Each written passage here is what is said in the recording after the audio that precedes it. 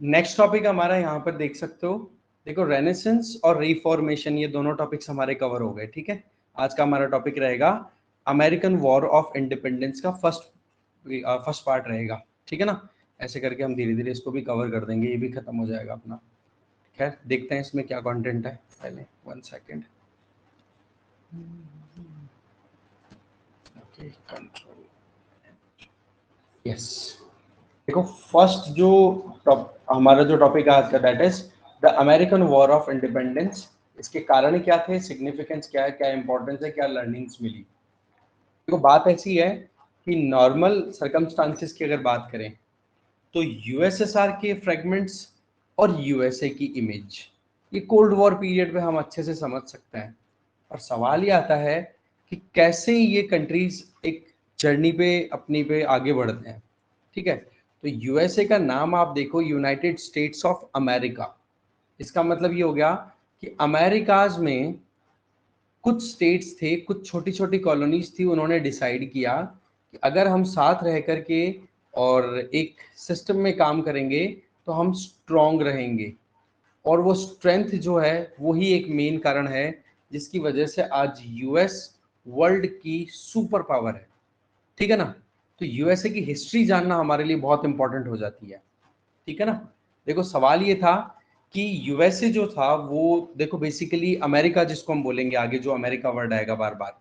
ठीक है ना, तो अमेरिका जो था ना वो बेसिकली ब्रिटेन का एक कॉलोनी तो था, बट सवाल ये था कि कॉलोनियलिज्म को वो मानना नहीं चाहते थे। यहां पर एक आपको एक इंपॉर्टेंट पॉइंट मिलेगा, वो ये कि हम क्यों 200 सालों तक गुलाम रहे। ठीक है, और अमेरिकन 50-60 सालों में ही सारी चीजों को उन्होंने अपनी तरफ से काउंटर कर दिया। कैसे किया, वो था अवेयरनेस। बहुत ही ज्यादा अलर्ट थे ये लोग, और अलर्टनेस के बेसिस पे ही ग्रेट ब्रिटेन का जो रूल था उसको इन्होंने खत्म कर दिया। ठीक है ना, तो यहाँ पर जो दो इंपॉर्टेंट आइडियाज थे वो थे फ्रीडम एंड इक्वालिटी। जो आज हमारे कॉन्स्टिट्यूशन में हम बात करते हैं ना, उन आइडियाज के बारे में इन्होंने 17th-18th सेंचुरी में ही लर्न कर लिया था। ठीक है, जो हमारे कॉन्स्टिट्यूशन में आज हम ऐड करके पढ़ते हैं, जो हम ऑलरेडी देख चुके हैं इंडियन पॉलिटी में। तो फ्रीडम और इक्वालिटी का जो आइडिया था ना, ये आइडिया 18th सेंचुरी में जबरदस्त तरीके से फैला, यूरोप में भी और अमेरिका में भी। और ये जो आइडिया था, इसी आइडिया ने अपनी तरह से अमेरिकन रेवोल्यूशन का रूट जो था वो फिक्स कर दिया कि भाई हमें स्वतंत्रता चाहिए, हमें समानता का एक बिहेव चाहिए। कुल मिलाकर के बात यह है कि ब्रिटिश जो है वो अपनी मनमानी नहीं करेंगे।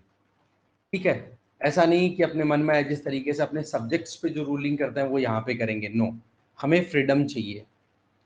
अब सवाल ये आता है कि क्या कारण, अवेयरनेस तो थी उनके बीच में अमेरिकन के, इमीडिएट कॉज क्या था, इमीडिएट कॉज था इम्पोजिशन ऑफ अनड्यू टैक्सेस। बहुत सारे ऐसे टैक्सेस लगा दिए गए थे जिनकी कोई जरूरत नहीं थी। बेसिकली ब्रिटिश क्राउन जो था उसके अंडर में पार्लियामेंट काम करती है आज भी। हम अगर ब्रिटेन की पार्लियामेंट की फंक्शनिंग देखें तो पार्लियामेंट्री सिस्टम है वहां पर, और हेड ऑफ द स्टेट कौन है, ब्रिटिश क्राउन। ठीक है, और दूसरी तरफ हम देखें तो अमेरिका की बात करें तो अमेरिका में क्या था, ब्रिटिश कॉलोनीज थी वो, और वो कॉलोनीज जो थी वो सीधा अपना रूल चाहती थी ब्रिटिश क्राउन के अंडर में। जबकि यहाँ पर एट्रोसिटीज कौन लगा रही थी, British parliament. That means government जो थी वो अपनी मनमानी कर रही थी। इसकी वजह से यहाँ पर रिवोल्ट हुआ इंडिपेंडेंस के लिए कि हमें भैया फ्री करो। ठीक है, एक न्यू आउटलुक यहाँ पर इमर्ज होकर के आता है, और वही अमेरिकन रेवोल्यूशन कहलाता है। बात थी कुल मिला के कि ब्रिटिश सॉवरेनिटी को बिल्कुल भी एक्सेप्ट करने के लिए तैयार नहीं थे अमेरिकन, क्योंकि कॉलोनी थी। रूल कहाँ से बनेंगे, ब्रिटिश पार्लियामेंट से।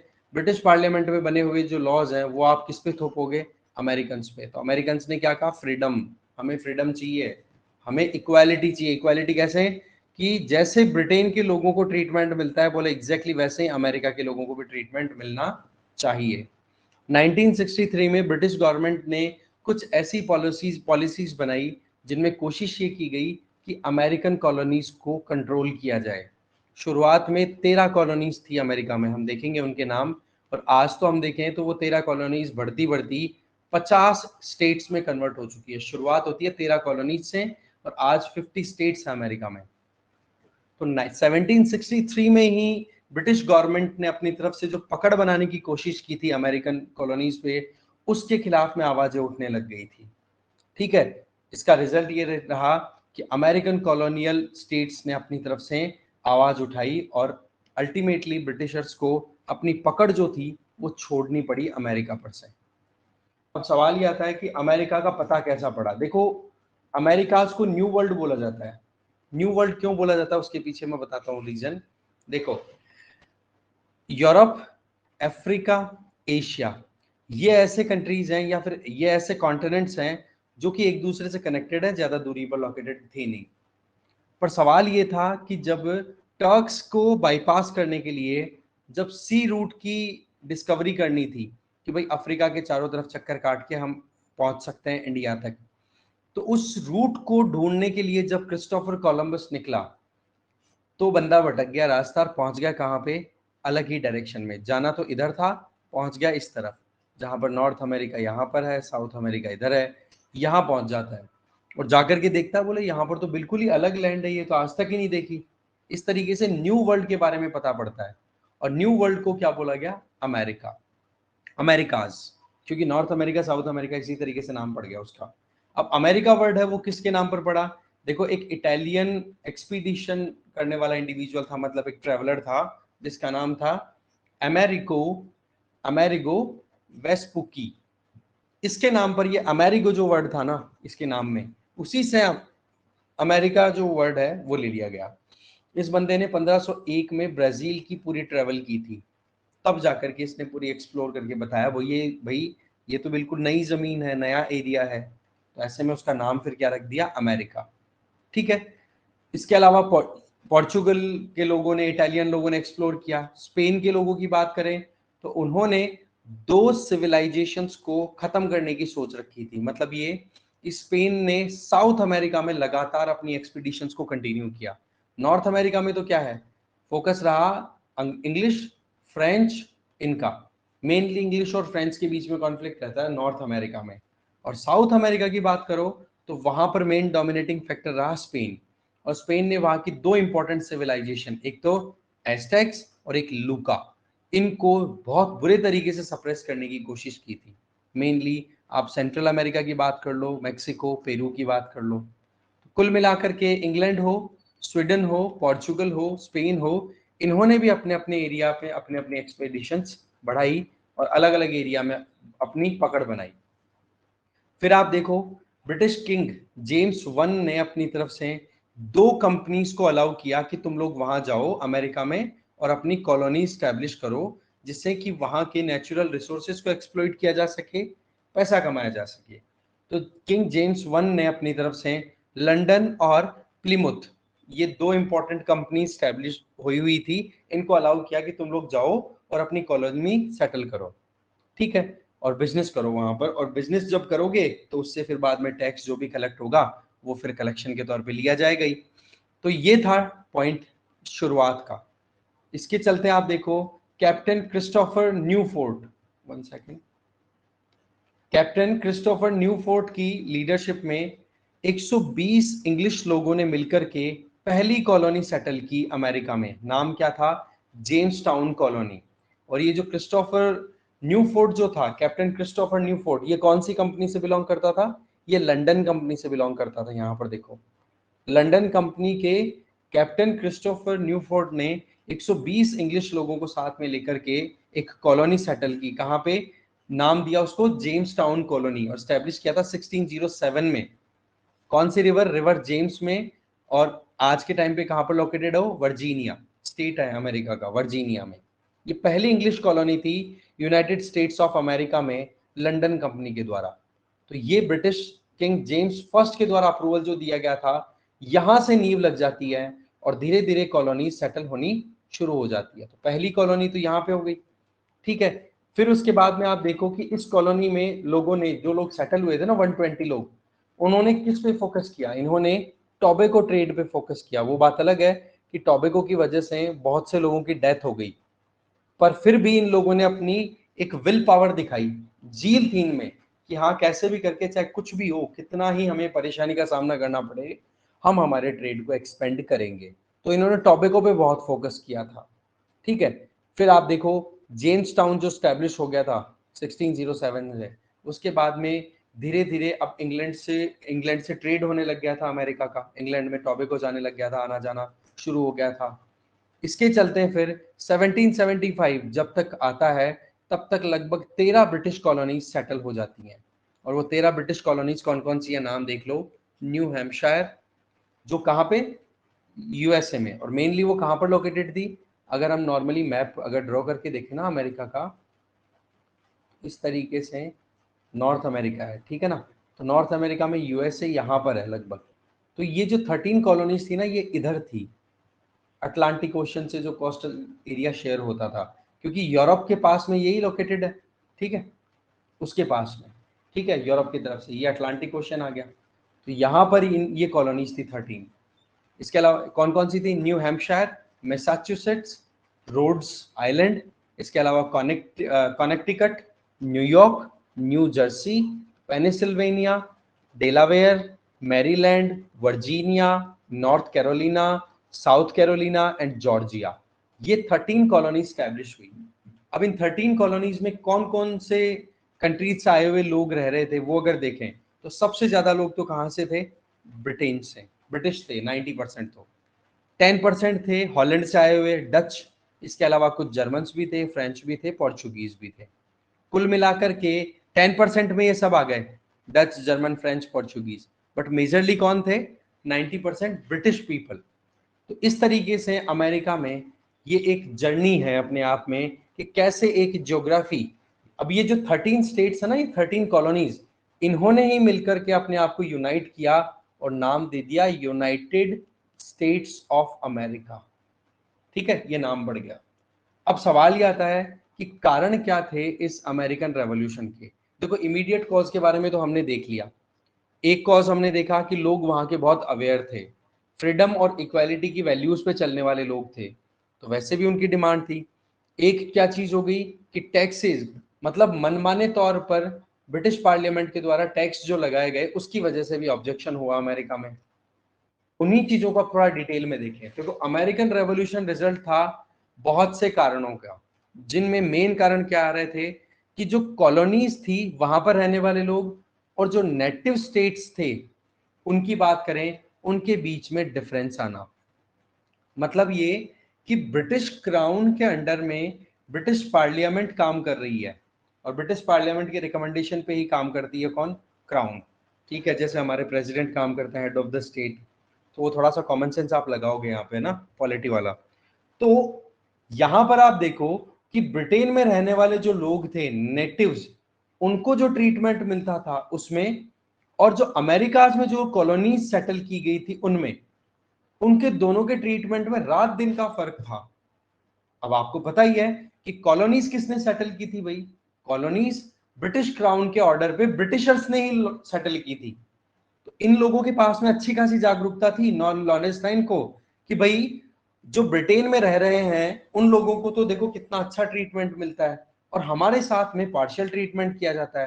तो ये अपने आप में एक बहुत बड़ा कारण था। इसके अलावा इकोनॉमिक इंटरेस्ट को लेकर के भी कॉन्फ्लिक्ट था ग्रेट ब्रिटेन और कॉलोनीज के बीच में। इसके अलावा सोशल एंड पॉलिटिकल सिस्टम्स को लेकर के भी प्रॉब्लम थी। एक एक चीजें हम डिटेल में देखने वाले हैं, बट आप अम्ब्रेला पॉइंट ऑफ व्यू से देखो तो यहाँ पर सोशियो पॉलिटिकल इकोनॉमिक एस्पेक्ट्स पे ये एक डिस्क्रिमिनेशन था। तो आप देखो कि शुरुआती तौर पे हम देखेंगे कि कितने ही सालों तक इंग्लैंड जो ब्रिटेन था वो बहुत ज्यादा क्राइसिस से गुजरा, बट अल्टीमेटली टाइम बीतने के साथ में जब वहां के जो रूलर्स थे उन्होंने ये सोचा कि यार थोड़ी पकड़ तो हमें और बनानी चाहिए, और उन्होंने अपनी पकड़ बढ़ाने के चक्कर में कॉलोनीज पे रूल करना शुरू किया। तो एक तरफ तो हमारी तरफ भी आप देखो ये वो टाइम था जब फ्रेंच जो आर्मीज थे उनके साथ लड़ाई हो रही थी हमारे देश में भी, और battle of Plassey, battle of Buxar ये चल रहे थे उधर 1700 वाली टाइम चल रही थी और सेम टाइम ये चल रहा है। तो इधर भी इन्होंने अपनी तरफ से पकड़ बनाने की कोशिश की अमेरिका में भी, और इंडिया में भी अपनी तरफ से कोशिशें की गई थी, इंडिया जैसी कॉलोनीज में भी। पर हमारे यहाँ पर इतनी अवेयरनेस नहीं थी जितनी की अमेरिका में थी, क्योंकि अमेरिकन कॉलोनी सेटल करने वाले लोग कौन थे, खुद ब्रिटिश थे, इसलिए वहां पर वो सब कुछ जानते थे। कि भाई पार्लियामेंट क्या कर रही है, कितना एक्सप्लॉइटेशन कर रही है, कैसे हम पार्लियामेंट का ऑब्जेक्शन कर सकते हैं। जबकि हम इंडियंस लगभग, आप मान के चलो, अमेरिका से कम 100 साल लेट थे ये जानने में। मतलब अमेरिकन जो थे, वो अमेरिकन सोसाइटी के जो लोग थे, उनको इतना जल्दी पता पड़ गया था कि ये जो ब्रिटिश पार्लियामेंट है ये हमारा एक्सप्लॉइटेशन कर रही है। जबकि इंडियंस को ये चीज समझने में 1857 तक का टाइम लगा। 1857 में जाकर के पहला रिवोल्ट होता है कि यार इनको भगाना चाहिए हमें यहाँ से।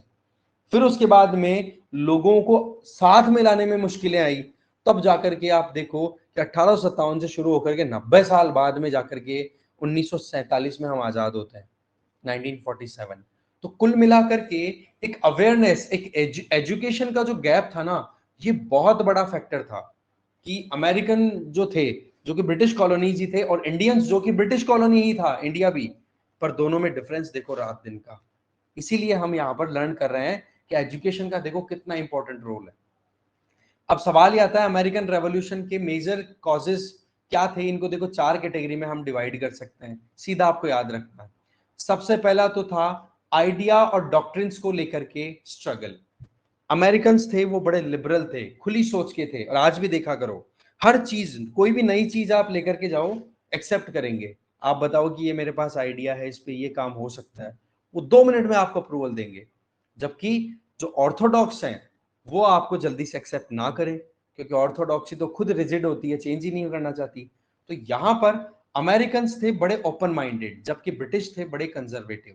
तो आइडियोलॉजिकल कॉन्फ्लिक्ट हुआ कि नहीं, पहला कारण। कॉन्ट्रीब्यूशन ऑफ सर्कमस्टांसेस, परिस्थितियां ऐसी बन गई थी कि ब्रिटिशर्स को एंड आना ही था, अमेरिका से ब्रिटेन को अपनी पकड़ छोड़नी ही पड़ी। वो सर्कमस्टांसेस क्या थी वो हम देखेंगे। तीसरा ये था कि जो ऑर्थोडॉक्स इंग्लिश थे वो, और दूसरी तरफ लिबरल अमेरिकन थे वो, उनके बीच में कॉन्फ्लिक्ट, जो मैं ऑलरेडी इसी से मोर और लेस कनेक्टेड है, ये आइडिया और डॉक्ट्रिन से। इसके अलावा इंग्लिश रूल जो था कॉलोनीज में, उसके बेसिस पे जो एडमिनिस्ट्रेशन चल रहा था, जो पॉलिसीज लाई जा रही थी, जो अत्याचार किया जा रहा था, या फिर जो टायरनी चल रही थी, उसकी वजह से लोगों को बहुत ज्यादा परेशानी हो रही थी। तो कुल मिलाकर के ये 4 मेन कारण थे जिसकी वजह से ब्रिटिश सिस्टम के अगेंस्ट में ब्रिटिश कॉलोनीज ने आवाज उठा दी, जो कि ब्रिटिश क्राउन के ऑर्डर पे स्टैब्लिश हुई थी। ठीक है, आप देखो ये वो वक्त था जब 7 ईयर वॉर जो था वो खत्म हुआ ही था। 7 ईयर वॉर, 7 साल तक लंबा चलने वाला युद्ध, जिसमें एक तरफ इंग्लैंड था तो दूसरी तरफ फ्रांस था। उस युद्ध में बहुत ज्यादा बर्बादी हुई थी। अब ये 7 साल का जो युद्ध था ना, इसका एक्सटेंशन आप इंडियन, मॉडर्न इंडियन हिस्ट्री में भी देख सकते हो।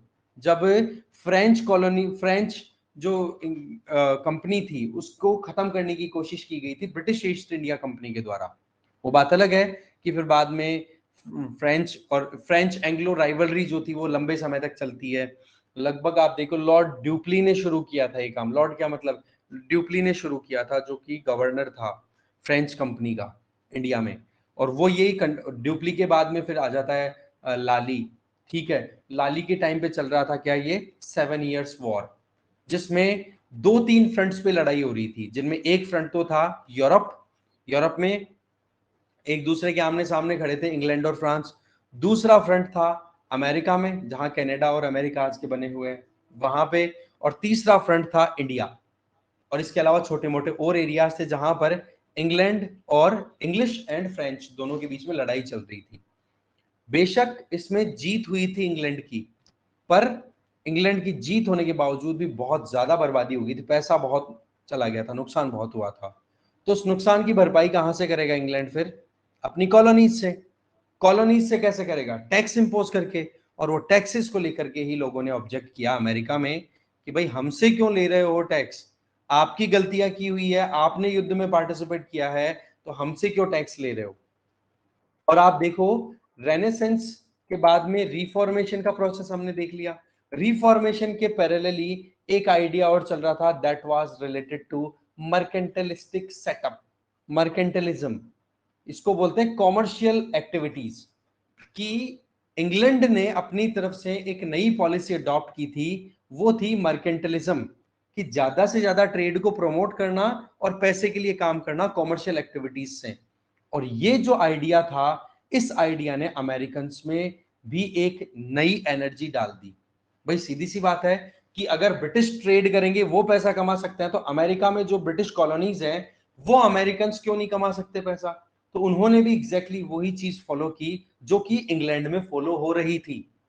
तो कुल मिलाकर के आमने सामने हुए कि नहीं, और ये एक बहुत बड़ा कारण था रिवोल्ट का कि 7 ईयर वॉर के बाद में इंग्लैंड ने अमेरिकन पे टैक्स इंपोज किए और उन टैक्सेस को ऑब्जेक्ट किया अमेरिकन में, साथ में ये भी कहा कि भाई तुम अगर पैसा कमाने की सोचते हो तो हम क्यों नहीं सोचे।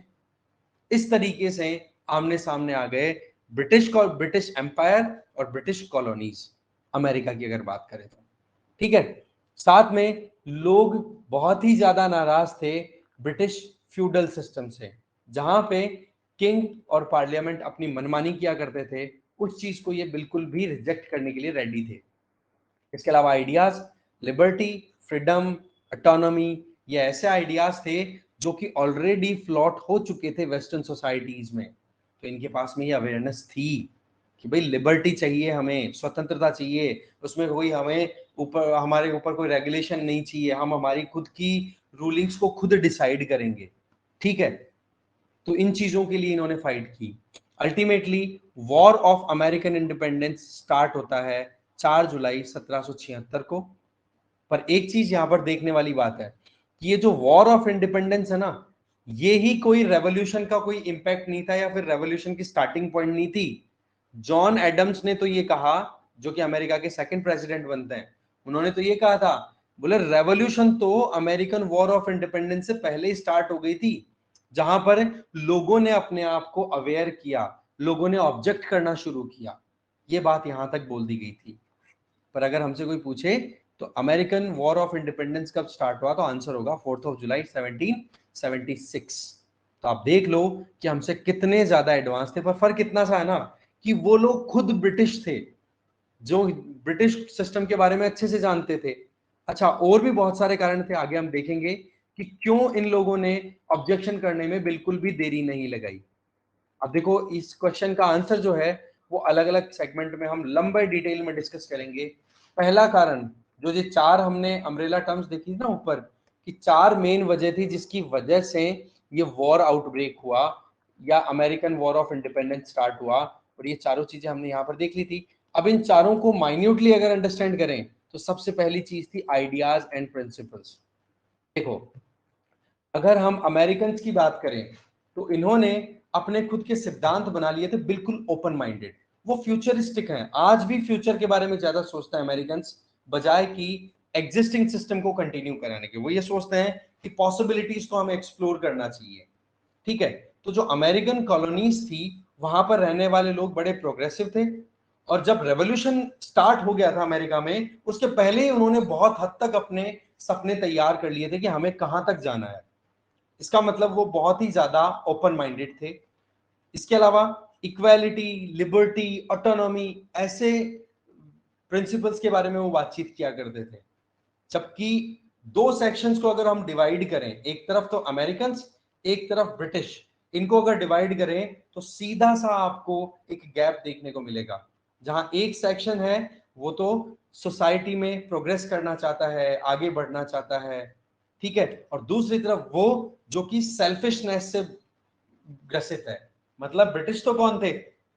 ब्रिटिश क्राउन या ब्रिटिश पार्लियामेंट में काम करने वाले लोग, ये वो लोग थे जो खुद के इंटरेस्ट के लिए काम करते थे कि हमारा फायदा किस चीज में है। जबकि अमेरिकन जो थे वो ये सोच रहे थे हम सब कैसे आगे प्रोग्रेस कर सकते हैं। तो एक तो एडवांसमेंट की बात कर रहे थे और एक एक्सप्लॉइटेशन की। तो दोनों के आइडियाज में डिफरेंस था कि नहीं?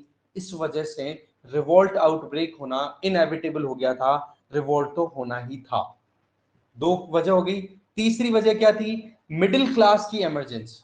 देखो, मिडिल क्लास हमेशा ओपन माइंडेड रहती है कि जो बंदा कैपेबल एनफ है उसको मौका मिलना चाहिए। आज हमारे खुद के लेवल पे हम देख सकते हैं कि जो मिडिल क्लास है वो हमेशा ओपन माइंडेड रहती है, कंपटीशन में लगी रहती है, पैसा कमाओ या आगे बढ़ो, इस तरीके से। वो बात अलग है कि उसके नुकसान भी कई हैं, पर पॉइंट क्या है कि मिडिल क्लास जो थी अमेरिका में, जो नई नई मिडिल क्लास आई थी, उन्होंने जो प्रिविलेजेस और लग्जरीज जो मिली हुई थी, जो विशेष अधिकार और एकदम लाविश जिंदगी मिली हुई थी कॉलोनियल रूलर्स को, उसको सीधा ऑब्जेक्ट किया। मतलब तुम लोगों को किस बेसिस पे इतना अधिकार मिल रहा है भाई? तुमने कौन सी मेहनत की है जो इतनी लग्जरी लाइफ जी रहे हो? तो इन्होंने अपनी तरफ से साफ साफ डिमांड की कि कॉलोनीज में डेमोक्रेसी होनी चाहिए, हम हमारे हिसाब से कैपेबल इंडिविजुअल्स को रूलर बनाएंगे, तुम अपनी मनमानी तरीके से ब्रिटेन से इलेक्ट होकर के अपॉइंट होकर के यहाँ पर हमारे ऊपर रूल नहीं कर सकते हो। तो ऐसे में सोशियो इकोनॉमिक पॉलिटिकल डेमोक्रेसी जो हमारे कॉन्स्टिट्यूशन का वैल्यू बनता है, आप सोचो कि कब की आई हुई वैल्यूज है ये जो आज हम हमारे कॉन्स्टिट्यूशन में फॉलो करते हैं। ठीक है, इसके आगे अगर देखें तो इंग्लैंड जो था उसने तो मर्केंटलिज्म फॉलो किया ही था। मर्केंटलिज्म का मतलब क्या हो गया? एक तरीके का ऐसा आइडिया जिसमें ज्यादा से ज्यादा इकोनॉमिक एक्टिविटीज प्रमोट हो, ट्रेड प्रमोट हो, और ट्रेड के बेसिस पे फिर इकोनॉमिकल स्ट्रेंथ मिले कंट्री को और अपनी आइडेंटिटी बनाए। कुल मिलाकर के नेशन स्टेट का जो आइडिया था उसी चीज को कंटिन्यू करने के लिए आप देखोगे कि नेशन स्टेट के आइडिया को कंटिन्यू करने के चलते इन्होंने अपने हिसाब से मर्केंटलिज्म, ट्रेड को इनको प्रमोट किया 16th सेंचुरी में, और वो आइडिया अमेरिकन के भी काम आ गया। तो ऐसे में अमेरिकन भी तो यही सोचेंगे ना कि भाई फिर तो हम भी पैसा ट्रेड करके पैसा कमा करके खुद इंडिपेंडेंट हो जाएंगे, आपके ऊपर डिपेंडेंसी की क्या जरूरत है। तो इस तरीके से इन्होंने भी अपनी नेशनल आइडेंटिटी के ऊपर काम किया। फिर इस चीज को देखा गया इंग्लैंड के द्वारा, तो इंग्लैंड तो मर्केंटलिज्म को प्रमोट करे तो उसका फायदा कैसे हो? भाई सीधी सी बात है, आज अगर हम ट्रेड से कुछ पैसा कमाना चाहें तो क्या किया जा सकता है, और ये पता है हमें कि हमारी पावर बहुत सारी है, तो क्या करेगा वो कंट्री? अपनी मनमानी करनी शुरू कर देगा। ऐसे में इंग्लैंड ने क्या किया? अपनी तरफ से मनमाने तौर पर नए नए एक्ट्स इंपोज कर दिए, जैसे the marine act, the jaggery act, the sugar act. ऐसे एक्ट थे जो कि अमेरिकन पे सैंक्शंस लगा रहे थे, रेस्ट्रिक्शंस लगा रहे थे। अब बताओ वो लोग क्यों एक्सेप्ट करेंगे इस चीज को? बिल्कुल भी नहीं करेंगे। फिर इसके अलावा देखा जाए तो इसकी वजह से आप देखो कि दोनों कंट्रीज में रहने वाले लोगों में प्रिंसिपल्स एक तरीके की मोरल सेम से ही डेवलप हो गए, और सेम डेवलप होने की वजह से उनके बीच में आ जाता है फिर कॉन्फ्लिक्ट। ठीक है, आप देखो इंग्लैंड की अगर बात करें तो इंग्लैंड में तो किसी ने भी ऑब्जेक्शन नहीं करना था कि भाई ब्रिटिश पार्लियामेंट कोई भी लॉ बनाए तो उसको मान लेंगे, कोई इशू नहीं है। पर अमेरिकन कॉलोनिस्ट ने क्या बोल दिया कि साहब हमें ब्रिटिश पार्लियामेंट की रूल रेगुलेशन नहीं चाहिए, हाँ हम जो ब्रिटिश क्राउन है उसके साथ में हमारी एसोसिएशन रख लेंगे, कोई प्रॉब्लम नहीं है, पर हम पहले ब्रिटिश पार्लियामेंट के अंडर हो और फिर क्राउन तक हमारी अप्रोच हो। बोला हमें नहीं चाहिए ये चीज। आप खुद देखो 1857 के रिवोल्ट से पहले क्या था? ईस्ट इंडिया कंपनी अपने मनमाने तरीके से काम करती थी और फिर उसके बाद में क्राउन तक बात पहुंचती थी। वो भी पहुंचे तो पहुंचे, नहीं पहुंचे तो नहीं पहुंचे। इस तरीके से इस बिचौलिए कंपनी ने कितना एक्सप्लॉइटेशन हमारा किया था। एग्जैक्टली उसी चीज से अमेरिकन बच गए। कैसे? अलर्ट थे, अवेयर थे कि बोला हमें डायरेक्ट कांटेक्ट चाहिए है एम्परर से। अमेरिकन लीडर्स ने सीधी बात कही, हमें डायरेक्ट कॉन्स्टिट्यूशनल कनेक्शन चाहिए एम्परर से, पार्लियामेंट के थ्रू कुछ नहीं चाहिए, हम पार्लियामेंट के सबऑर्डिनेट नहीं है, गुलाम नहीं है, हमें हमारे हिसाब से काम करना है। हाँ, एम्परर जो चाहता है उसकी बातों को हम जरूर देख लेंगे। तो ये जो चीज थी ना, ये सीधा चैलेंज करने वाली थी। ब्रिटिश चाहते थे कि ब्रिटिश पार्लियामेंट की सोवरेनिटी को एक्सेप्ट करें अमेरिकन, पर अमेरिकन ने सीधा चैलेंज कर दिया, बोला हम एक्सेप्ट नहीं करेंगे ब्रिटिश पार्लियामेंट की अथॉरिटी को, हमारे ऊपर हम हमारे हिसाब से डेमोक्रेटिक मैनर में काम करेंगे, socio economic political democratic manner में, और सीधा एम्परर के साथ हमारा कनेक्शन होगा। इस तरीके से इन्होंने अपने ऑब्जेक्शंस को राइज किया। फिर आप देखो कि ब्रिटेन ने, फिर ये बात आती है कि जो आप टैक्स लगा रहे हो, जो भी आप पैसा इकट्ठा कर रहे हो, उसके पीछे कारण देखें, क्योंकि कई सैंक्शंस लगाए थे या फिर मर्केंटलिज्म के चलते इंग्लैंड अपने आप को स्ट्रेंथन करना चाह रहा था, और ज्यादा स्ट्रांग बनाना चाह रहा था। तो उसके पीछे क्या बोलता था इंग्लैंड कि हम कॉलोनीज को सिक्योरिटी दे रहे हैं ना, तो सिक्योरिटी के बेसिस पे उनके खर्चा उठाने के लिए हमें पैसे की जरूरत है। अमेरिकन ने बोल दिया हमें हमें तुम्हारी प्रोटेक्शन की जरूरत नहीं, हम खुद कर लेंगे हमारी प्रोटेक्शन। सीधा चैलेंज। 7 इयर्स वॉर की बात हम ऑलरेडी कर चुके हैं कि उसमें इंग्लैंड और फ्रांस दोनों पार्टी आमने सामने थे। बेशक फ्रांस हारा, पर इंग्लैंड भी बहुत बुरे तरीके से कर्जे के नीचे दब चुका था। उस कर्जे के नीचे दबा हुआ कंट्री, तो वही बात है कि जब एक कोई बड़ा आदमी प्रेशर में आता है, बड़ा आदमी का मतलब जिसके पास पैसा होता है, यहाँ पे बड़े का मतलब वो नहीं बड़ा केवल पैसे का मतलब है, पैसे जिसके पास है, मैं अगर वो प्रेशर में आता है ना, तो सबसे पहले अपने सबॉर्डिनेट्स को ही क्रश करेगा, भाई पैसा दो, पैसा निकालो, देना पड़ेगा, ब्याज लगाएगा डबल ट्रिपल, एग्जैक्टली वही चीज लगाई। पर अमेरिकन बहुत अवेयर थे, इन्होंने अपनी तरफ से सीधा ऑब्जेक्शन कर दिया ब्रिटेन के अगेंस्ट में। क्या कहा कि भाई बात ऐसी है, आपके टैक्सेस इरेशनल है, बिना सोचे समझे तरीके से आप टैक्स लगा रहे हो जो कि कॉलोनीज का एक्सप्लॉइटेशन करने वाले हैं। और साथ में स्लोगन दे दिया, नो टैक्सेशन विदाउट रिप्रेजेंटेशन। भाई सीधी सी बात है, इलेक्शन कराओ, इलेक्शन के बाद में फिर आप इलेक्शन के बेसिस पे हमारा रिप्रेजेंटेशन प्रॉपर हो पाएगा, रिप्रेजेंटेशन प्रॉपर होगा तो उसके हिसाब से हम ऑटोमेटिकली अपने आप से आगे एम्परर से अपनी पावर ड्रॉ कर लेंगे और हमारा काम चला लेंगे। आप पार्लियामेंट को भी इसमें क्यों लेकर के आ रहे हो? पार्लियामेंट में हमारा रिप्रेजेंटेशन थोड़े ना है कि हम किसी को इलेक्ट करें, हमारे रिप्रेजेंटेटिव जाकर के ब्रिटिश पार्लियामेंट में बैठ रहे हैं और वो डिसीजन बना रहे हैं। आपने तो हमें कॉलोनी समझ लिया, आपने तो हमें गुलाम समझ लिया। बोला हम गुलाम नहीं है, जब तक हमारा रिप्रेजेंटेशन नहीं होगा तब तक हम टैक्स देंगे ही नहीं। ओपन चैलेंज कर दिया इन्होंने। साथ में ब्रिटिश गवर्नमेंट ने बहुत सारे रेस्ट्रिक्टिव लॉज लगाए, जैसे हमने जैगरी शुगर एक्ट ये देखे, उन एक्ट्स को भी डिफाई कर दिया, एप्लीकेबल अप्लाई नहीं होने दिया, अपने हिसाब से काम किया इन्होंने। तो आप देखो एक आइडियोलॉजिकल कॉन्फ्लिक्ट एकदम क्लियर देखने को मिलता है। तो एक तो है एट्रोसियस मैनर में काम करने का सिस्टम, और एक थे लिबरल मैनर में काम करने का तरीका, एक थे सेल्फिश, एक थे प्रोग्रेसिव। ये था आइडियोलॉजिकल कॉन्फ्लिक्ट ब्रिटेन और अमेरिका में, या ब्रिटिश या फिर अमेरिकन सिस्टम में। हो गया ऑब्जेक्शन, होता है यहाँ पे सीधा सीधा। फिर आ जाओ negligible interference by the British government. इसमें क्या प्रोविजन है वो देखें। देखो इसमें क्या था कि एक वक्त था उस टाइम पे बहुत ज्यादा एक तरीके का इंटरनल स्ट्राइफ चल रहा था इंग्लैंड में कि भाई मोनार्की और पार्लियामेंट इन दोनों में सुपर कौन रहेगा। ठीक है, तो पार्लियामेंट और मोनार्की के बीच में सुपीरियोरिटी को डिसाइड करने के चक्कर में लगभग 85 साल तक इंग्लैंड में टेंशंस क्रिएट रहती हैं। ठीक है, तो इसकी वजह से एक तो इंग्लैंड ज्यादा ध्यान नहीं देता है अपनी कॉलोनीज पे। ठीक है, कब तक? 1688 तक। फिर उसके बाद में जगता है कि अरे यार बाकी देश वाले भी बढ़ रहे हैं, अपना अपना बिजनेस एक्सपेंड कर रहे हैं, तो बोला अब ज्यादा सोए हुए काम नहीं चलेगा, अब तो पैसा कमाना है। मर्केंटलिज्म का आइडिया आ चुका था। तो ऐसे में अमेरिकन इंडिपेंडेंस के लिए ये भी एक बहुत बड़ा फैक्टर था कि ब्रिटिश गवर्नमेंट ने ज्यादा अटेंशन पे ही नहीं किया अमेरिका पे, कारण कि वो खुद के ही अपने घर के खुद के क्लेश में ही फंसे हुए पड़े थे। तो इस तरीके से उन्होंने कॉलोनीज पे ज्यादा प्रेशर नहीं क्रिएट किया। ये वो भी टाइम था जब आप देखो कि ब्रिटिश जो थे उनका इतना ज्यादा कमांड नहीं था इंडिया में भी।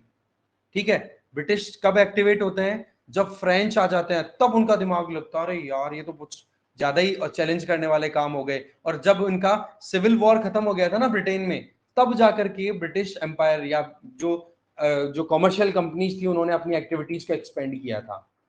आप देखो कि ब्रिटिश गवर्नमेंट ने नॉन इंटरफेरेंस का आइडिया क्यों रखा अपहेल्ड।